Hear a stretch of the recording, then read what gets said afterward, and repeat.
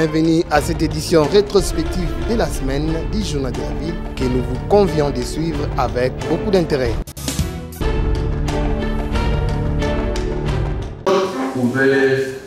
Au nom de la paix et de la cohésion nationale, une mission des bons offices auprès des parties prenantes au processus électoral pour la signature urgente d'un acte d'engagement à la paix et à la cohésion nationale avant, pendant et après les élections de décembre 2023 en République démocratique du Congo vient d'être décidée ce lundi 11 décembre par la société civile congolaise à l'initiative du groupe d'initiative de la société civile pour l'engagement des parties prenantes au processus électoral.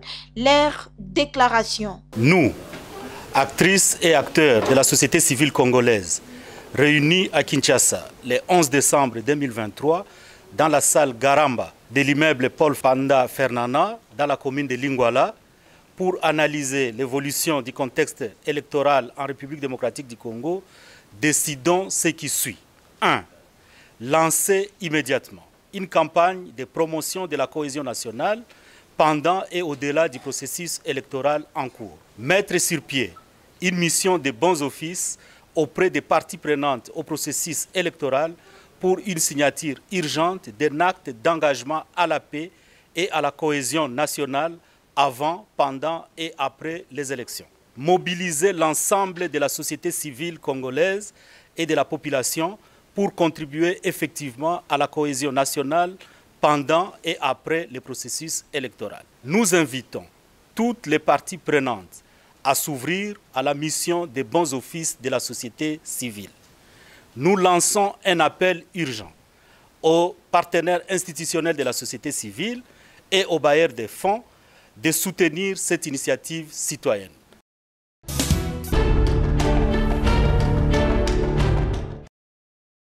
Monseigneur Donatien Chollet, secrétaire général de la Conférence épiscopale nationale du Congo, SENCO, a reçu en audience ce mardi 12 décembre le président de la Commission nationale des droits de l'homme, Paul Nsapou. Parlant de l'objet de son déplacement à la SENCO, le président de cette commission d'appui à la démocratie inscrit la démarche dans le cadre des consultations des acteurs impliqués dans le processus électoral en cours. Alors, aujourd'hui, Son Excellence, Monseigneur Donatien, nous a reçus parce que nous devons aussi faire savoir à ces acteurs la mission de la CNDH qui va déployer ses moniteurs en matière de droits de l'homme, qui les a déjà déployés et qui va intensifier aussi son monitoring sur les questions des élections.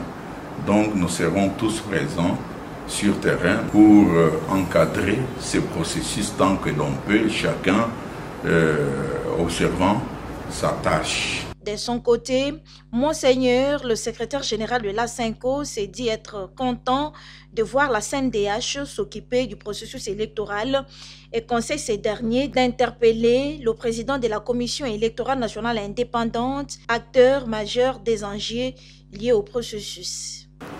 Je suis content que le président du Conseil national des droits de l'homme se penche sur le processus électoral. Je crois qu'autour des élections, l'homme congolais a plusieurs droits. Il a droit au vote, il doit voter. Il a droit que son vote soit reconnu, vérité des urnes. Et il a droit à certaines informations du point de vue légal. J'ai profité de l'occasion pour donner quelques conseils au président. Mieux vaut prévenir que guérir. Et la grande inquiétude, c'est la capacité de déployer le matériel dans tous les bureaux de vote. Parce que ce qu'il faut éviter, c'est que le jour de vote, certains bureaux ne s'ouvrent pas parce que les matériels ne sont pas arrivés. Et là, on aura enquêté sur le droit de vote de ceux qui se sont enroulés là-bas. La CNDH a pour mission la promotion et la protection des droits de l'homme et des libertés.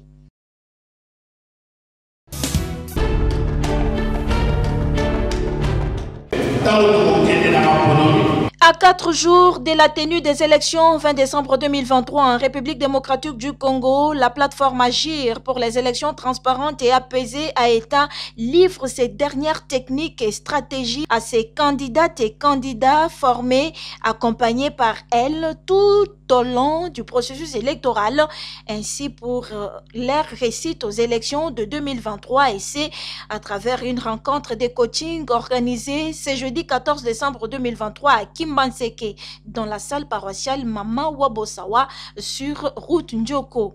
Avec ces coachings et derniers réglages de l'AETA en faveur de ses candidates et candidats seront à mesure de communiquer techniquement et efficacement sur terrain pour convaincre leurs électeurs.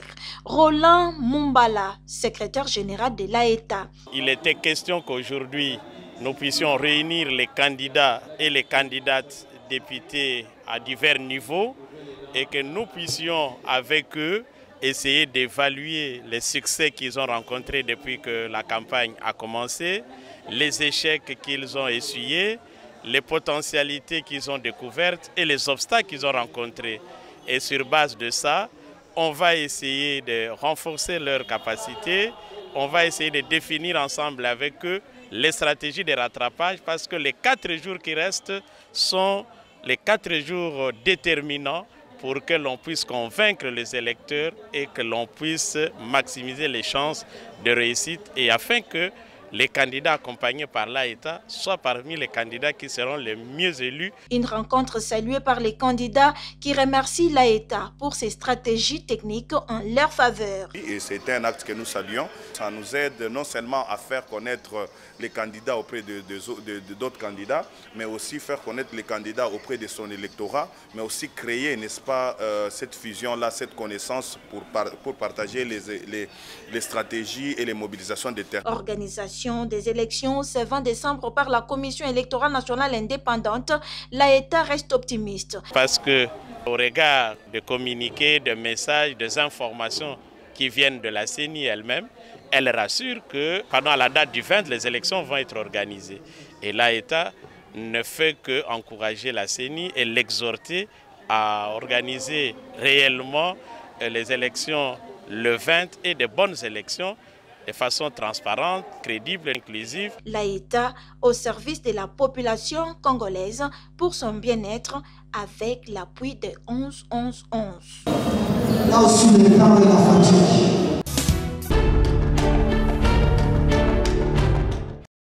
Contrairement aux rumeurs qui circulent sur les reports des élections en République démocratique du Congo, le président de la Commission électorale nationale indépendante, Denis Kadima, rassure la tenue des élections en date du 20 décembre 2023. Nous sommes à 6 jours des scrutins.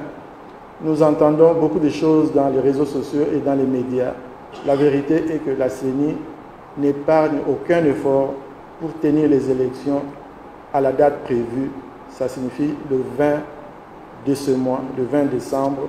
Nous encourageons tout le monde à se préparer et à venir participer à cet exercice qui est de plus grande importance. Il en est de même pour tous ceux qui n'ont pas obtenu leur duplicata. Peu importe la qualité de leur carte, ils peuvent aller voter. J'en profite aussi pour dire un mot sur la question des cartes des électeurs. Nous savons qu'il y a des problèmes à ce sujet, mais la CENI, en plus de délivrer les duplicata, nous profitons pour rassurer l'électorat que toute personne ayant été inscrite aura l'occasion d'exercer son droit de vote. En d'autres termes, que les gens se présentent avec leur carte, quel que soit son état, parce que pour être électeur, il faut être inscrit sur la liste des électeurs.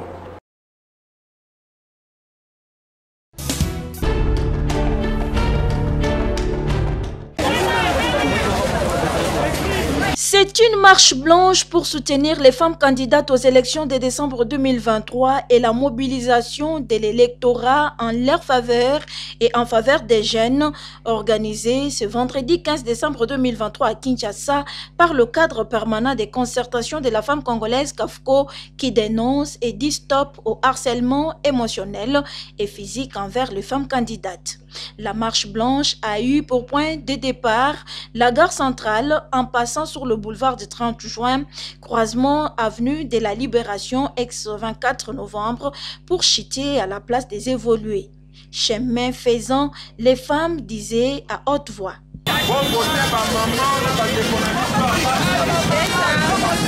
Et sur leur banderole, il fallait lire « La gestion de la chose publique est une affaire de tous. Hommes et femmes sont concernés au même pied d'égalité. » Arrivé au point de chute, une déclaration est tenue par les CAFCO. Les femmes candidates dont le taux de participation aux élections à différents degrés est déjà faible, peinent à battre campagne pour plusieurs raisons. Les partis et regroupements politiques n'ont pas mis de moyens à la disposition des candidates. Des stéréotypes et préjugés vis-à-vis des femmes candidates constituent un frein au plein exercice de leurs droits, dont droit d'éligibilité, d'expression, de libre circulation, droit à l'information, etc. Des violences basées sur le genre, orientées contre les femmes candidates, dans le seul but de les décourager, les démotiver, ternir leur image et ainsi les pousser à abandonner la course. CAFCO lance un appel vibrant à l'endroit des acteurs politiques et leur demande de respecter la dignité et la vie privée des femmes candidates. Elle demande aux autorités à différents niveaux à prendre toutes les mesures possibles pour la tenue des élections dans un climat apaisé, mais aussi pour la protection et la sécurité des femmes candidates. Stop, stop, stop. CAFCO dit stop au harcèlement émotionnel et physique envers les femmes candidates. Stop aux violences basées sur le genre dans la campagne électorale. CAFCO invite la population électrice à voter femmes et jeunes pour une gouvernance alternative.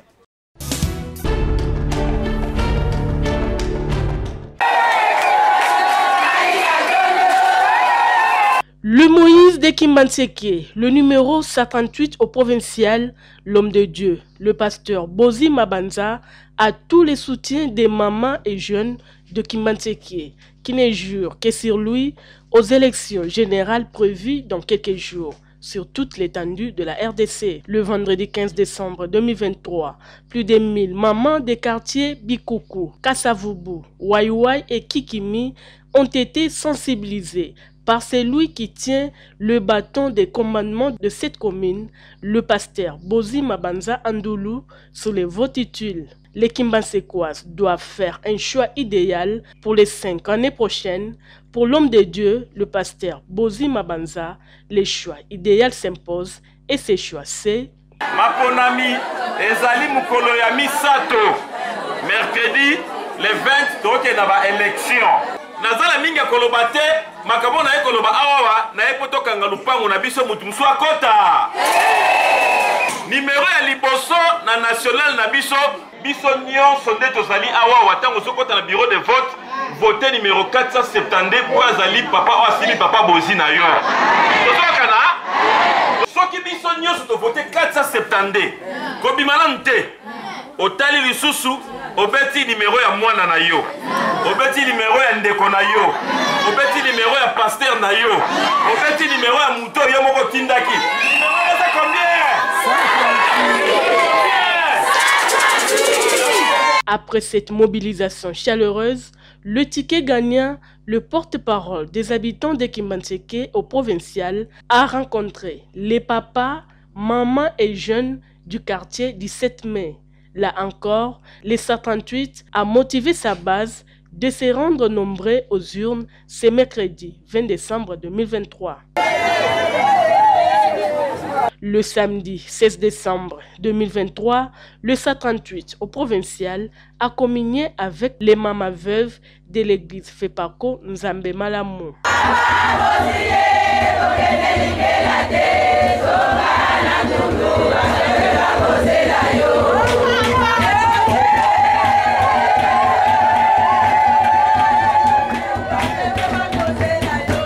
Souciée du changement de leur contrée, la population de la commune de Kimbantseke ne jure que sur le pasteur Bozi Mabanza au vote de ce 20 décembre 2023. Kimbantseke, Ponabana Kimbantseke, slogan qui va se concrétiser ce mercredi 20 décembre 2023, car la commune de Kimbantseke est tombée sous la charme de leur porte-parole qui n'est autre que le 138 au provincial, le pasteur Bozi Mabanza Andoulou.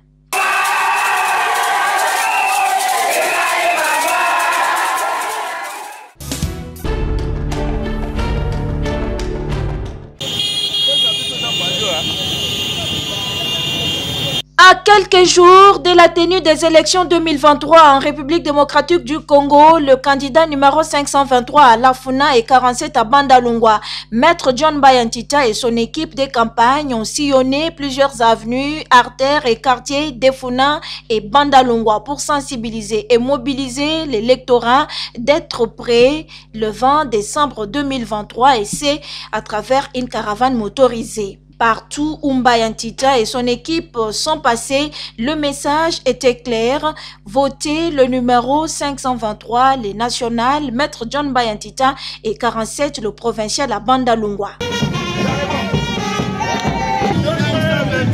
John Baya ou rien.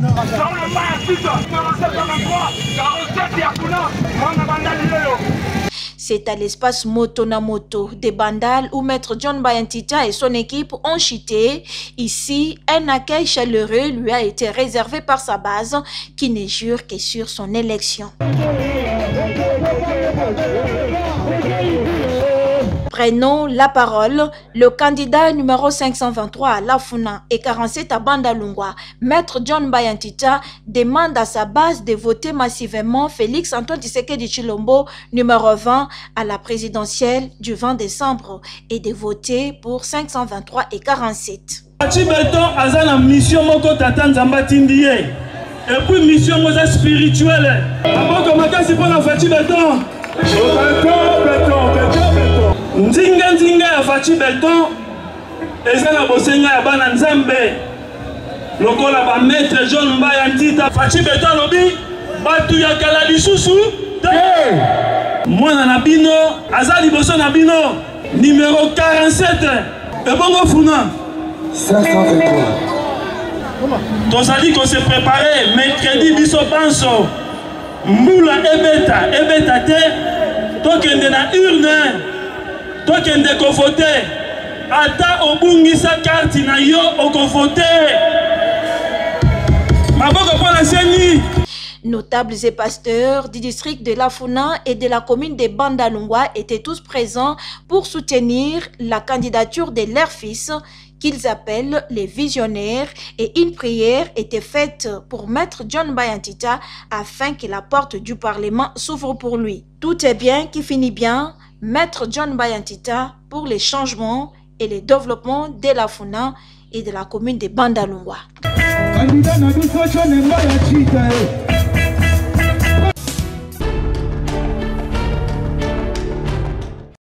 Bijungoyi Kalanga, candidate député provincial numéro 273 pour la commune de Mongafula, demande à sa base de se mobiliser pour les élections de décembre 2020 et de voter pour elle massivement.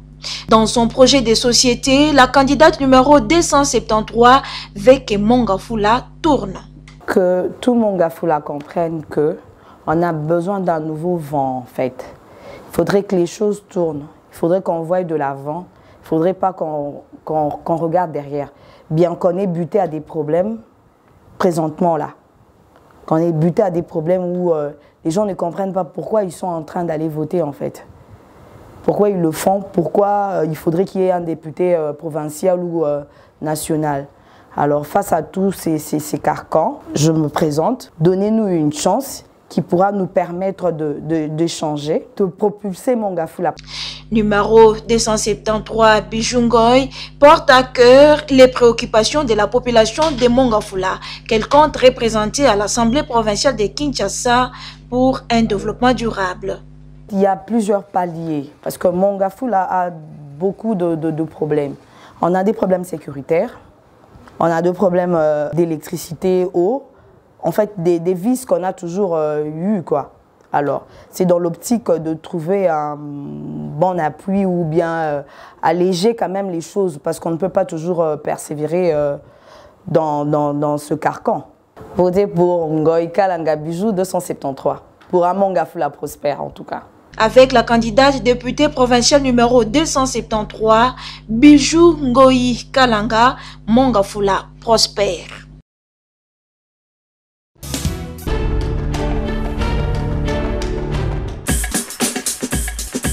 Fin de cette session d'information rétrospective de la semaine du Journal de la Ville. Merci de nous avoir suivis et déjà, nous vous disons bon début de la semaine.